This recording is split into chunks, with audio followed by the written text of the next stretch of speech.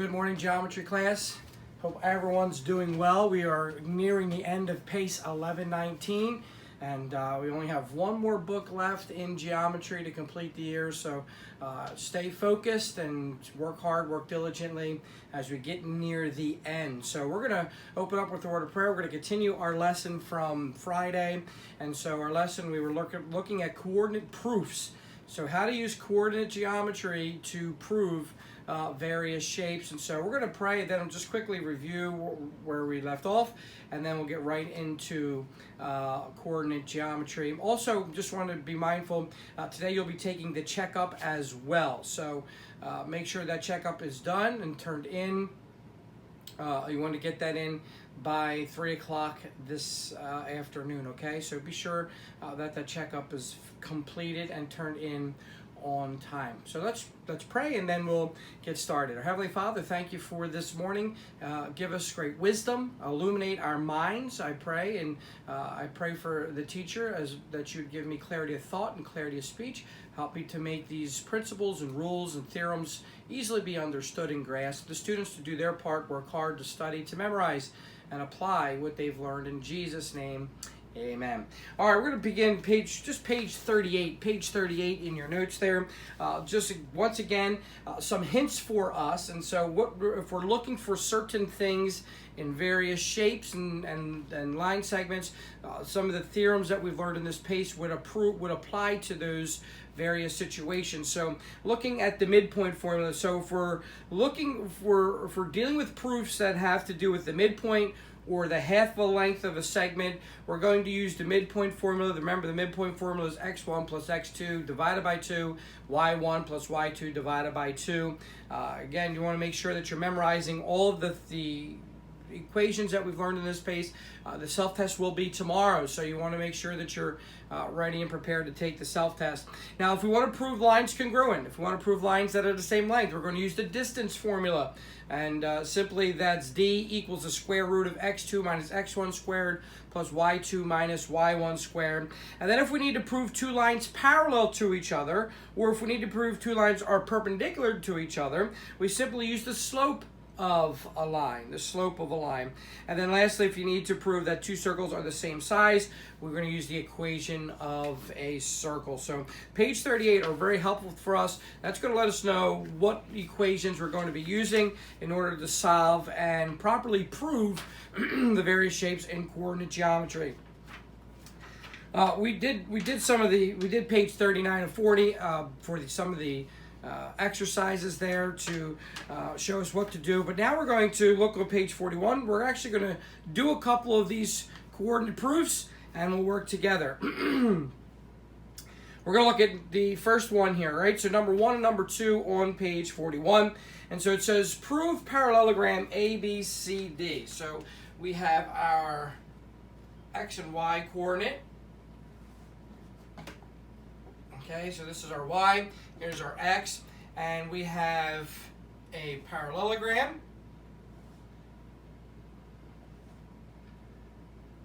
All right, not the best parallelogram here. Okay, so here we have A. All right, we have 0, 0 at A, and we have B, which is BC. We have C, which is B plus A and C. And then we have D, which is a 0. All right, so there are coordinates there. We have a parallelogram ABCD, and we want to prove that AB is equal to CD and AD is equal to BC. So quickly, AB, right, is congruent to CD, and AD is equal to BC. So if we're proving lines congruent, so go back to page 39. If we're proving lines congruent or equal lengths, we want to use the distance formula. So you'll see here we will use the distance formula to find the lengths of these segments. This will determine if they're equal in length. Okay, and so we have, you see, follow along the page there, we see that they've already done the distance formula for both of those, and so we have, therefore, AB does equal CD. Now, that was just the first half of the proof. The second part of the proof, we want to prove that AD is equal to BC. So the first half was to prove these two lines congruent. Now we want to prove these two lines congruent, and we're just going to follow the same process. We're going to simply use the distance formula for both line segments and see what they equal. So let's now we need to prove AD is equal to BC. Using the same method, find the lengths of AD and BC. Okay, so let's look at AD here. Okay, so we're going to go, let me just put here x1, y1, and then x2, y2, so we don't get confused here, okay? So AD is equal to, all right, so where the distance equals, all right, then we have x2 minus y1. So now I'm going to write the coordinates here for AD, okay? So AD, we have 0 and, all right, so A, we have, right, 0 and 0, right? So again, x1 is 0 here, and in point D, right, x2 would be A, right? So all right, A and y2 is 0, okay? So again, x1, y1, x2, excuse me, x1, x2, y1, y2. All right, so here we have it right there. So now I'm just going to plug it in here. So x2 minus x1. So x2, which is A, minus 0 squared, plus y2 minus y1. So 0 minus 0 squared, okay? And then simply, once we do their math here, we have a squared plus, and then 0 minus 0, and then square that is simply 0. So all I'm going to leave here is, we'll just leave a squared. Now let's do the second part here. The second portion is BC. So is AD equal to, congruent to BC? Let's find out. So BC is equal to the square root of, all right, so now let's look at these coordinates here, all right? So I'll write them here. x1, y1, x2, y2. All right, so B, all right, so x1 is B, y1 is C, okay, and then x2, y2, we have B plus A, and we have C.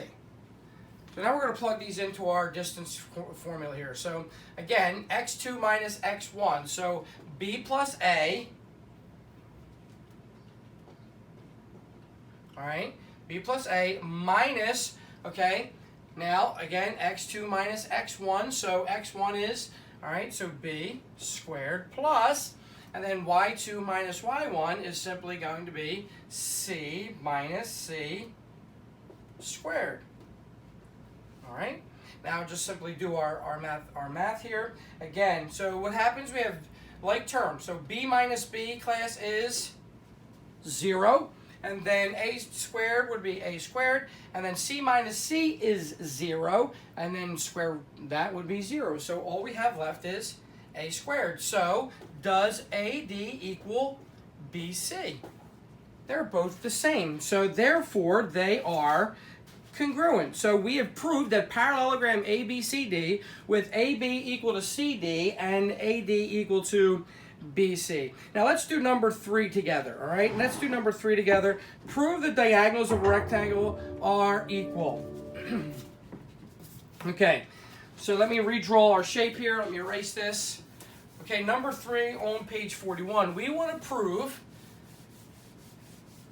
that the diagonals of a rectangle are equal. So let me draw my coordinate plane again. Oh, apologize for that, class. We had a little bit of technical difficulty there. So we're just going to again pick up on page 41, and we're doing number 3. So we have drawn our coordinate shape there on our coordinate plane. So we have a rectangle. We want to prove that the diagonals are equal. And so again, in order to prove diagonals equal, or any line segment for that point equal, we want to use the distance formula.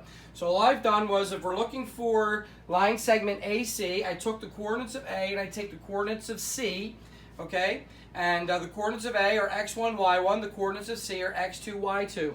Now I'm going to plug them into our distance equation here. So x2 minus x1, so A minus 0 squared plus y2 minus y1, so y2 is b, minus y1 is 0 squared, all right? So again, a minus 0 is a squared, b minus 0 is b squared, okay? That's what we have for our answer. So let's see now if BD would equal the same thing, all right? Or DB, BD, so, all right, so I'll put it right here. So DB is equal to the square root of, now what are the coordinates here? So again, let me just get in the habit of showing you this, okay? So x1, y1, so D would be A0, and x2, y2 would be 0 and b. And once I establish that, I could just simply plug them into my equation. So x2 minus x1, so we have 0 minus a squared, plus y2 minus y1, so b minus 0 squared. All right, now let's look at this. So a minus 0, right? Excuse me, 0 minus a is negative a. Negative a times a is positive a squared, very good, plus b minus 0 is b, and then b times b equals b squared. So again, I want to draw your attention to AC and, all right, AC and DB. Are they congruent by using the distance formula? Yes, they are. They are congruent. So therefore, we could say that AC is equal to DB. All right, let's do one more. All right, let's do number 4. We'll do number 4 together. All right, so there you go. That's how you prove diagonals equal using coordinate geometry. All right, so let's do number 4. We have, okay, all right, we have quadrilateral ABCD. So A is at the origin, okay. Quadrilateral ABCD. All right, so and we want to prove that ABCD, the quadrilateral, we want to prove that it is a parallelogram. So in order to do that, we want to prove lines parallel. So going back to page 39, or 38, excuse me, I keep saying 39. Page 38, we're looking at the various scenarios and which formulas we use. And so we see here, if we want to prove lines parallel to each other, we want to use the slope of a line. So we're going to use the slope of a line, all right? So the slope formula, let's go back here now to page 42, number 4. So A, B, C, D, let me put our coordinates here. So we have 0, 0. B is BC. C is A plus B and C. And then we have D is A 0. All right? So there are coordinates there. Now we want to use the slope of a line. So prove that AB is parallel to CD and AD is parallel to BC. So again, right, because wouldn't that be the definition of a parallelogram, which says both pairs of opposite sides are parallel. So if I could prove they have the same slope, right, then I can prove that they are parallel. So let's begin to look in here, okay? So let me write our slope, okay, the slope of a line. So again, remember the equations. The slope of a line is m equals x2 minus x1 over y2 minus y1.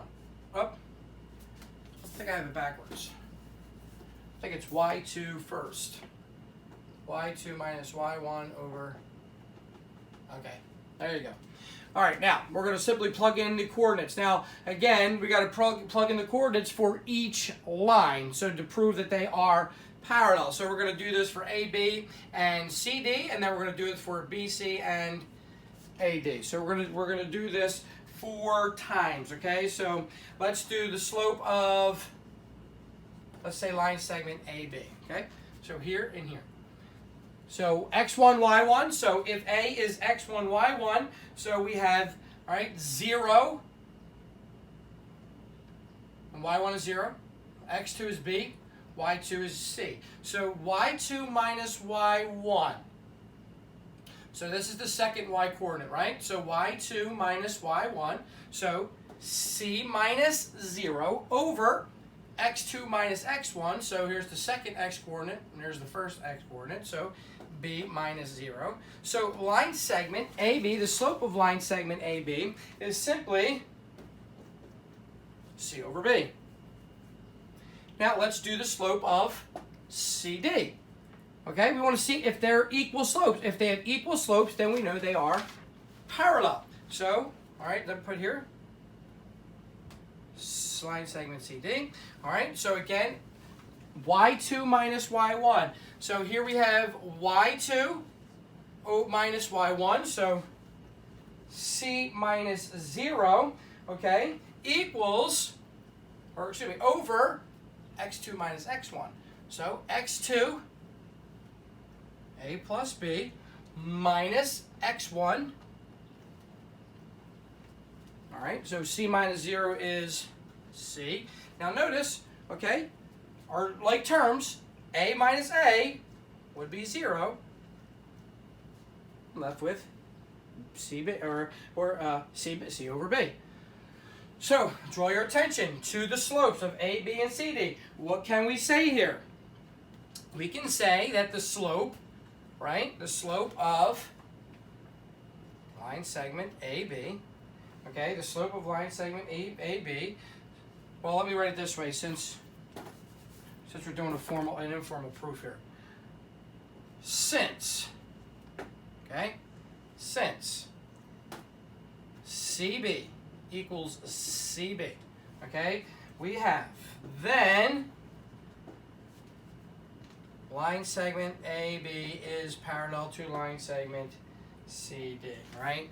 And really, I don't remember which theorem it is, but it says since we have two non-vertical lines, all right? So we have two non-vertical lines have equal slopes, okay? Then the lines are parallel, all right? Then the lines are parallel. So here we have two non-vertical lines, all right? If they are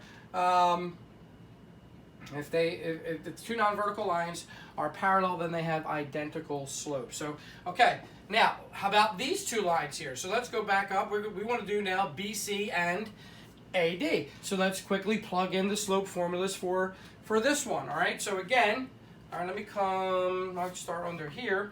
All right, we have now BC, okay, line segment BC. Again, we want to go y2 minus y1 over x2 minus x1. So here's our, all right, so y2 is c, correct? Minus y2, which is c, over x2 minus x1, so a plus b, and then minus b. All right, so x2 minus x1 equals, all right, c minus 0, class, is 0, and then b minus b is 0, and so we're just left with a there. So 0 over a. Now, so the slope of AD, or excuse me, BC, all right, the slope of BC would simply be, remember, if it's a horizontal line, class, what kind of slope we have?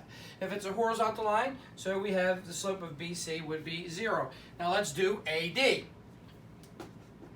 All right, so again, y2 minus y1, so 0 minus 0 over x2 minus x1, a minus 0, so 0 over a. All right, notice they both equal the same thing, so therefore the slope of AD is 0. So now in our formal proof, let's quickly just simply write this in. We would put there since a over 0 equals a over 0, right? So since we have 0 equals 0, because that's what the slope is, 0 over 0, then we could say that line segment AD is parallel to line segment BC. So since 0 equals 0, then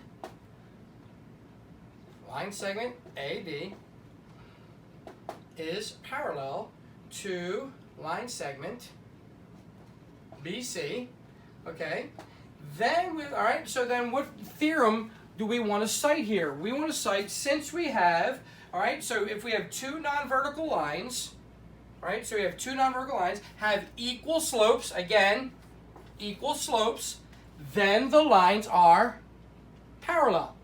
If two non-vertical lines have equal slopes, then the lines are parallel. I believe that to be theorem 109.